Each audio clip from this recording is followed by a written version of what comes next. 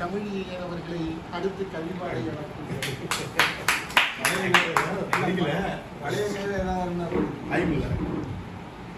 அப்படியே இருந்த இடத்துல சாதி ஒழித்திடல் ஒன்று அல்ல, தமிழ் வளர்த்திடல் மற்றொன்று.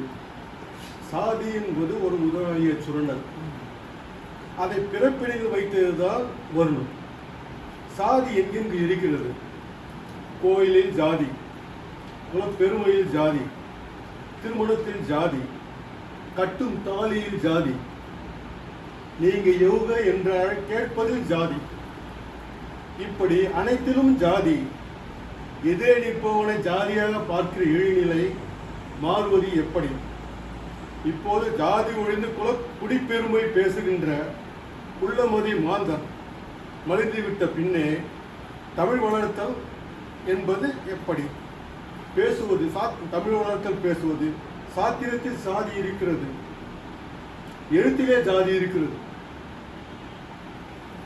ஆக தமிழ் வளர்த்து சாதி ஒழிப்பது எப்படி?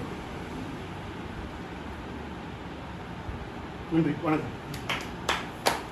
அருமையான பல வினாக்களை எழுதி சென்றிருக்கிறார். ஜாதிகள் ஒழியாமல் தமிழை வளர்த்தெடுப்பது எவ்வாறு? அந்த எழுத்தாளரை வச்சு நீங்க ஜாதி ஒழிப்பு எப்படி ஒழிப்பீங்க?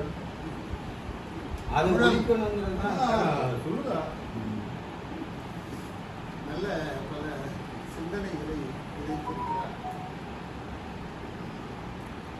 முத்துவேல் கருணாநிதி ஸ்டாலின் முதலமைச்சராக இருக்கின்ற போது சான்றிதழ்களில் சாதி பெயர் குறிப்பிடப்பட மாட்டாது, தனியாக வழங்கப்படும் என்று ஒரு அறிவிப்பை வெளியிட்டார். சமீபத்திலே ஒரு செய்தி பார்த்தேன்.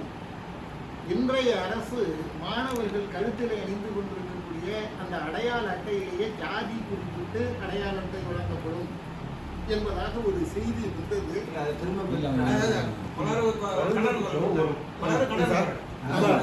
குறைந்தபட்ச ஒரு தமிழ் மாநாடு போட்டு தமிழ்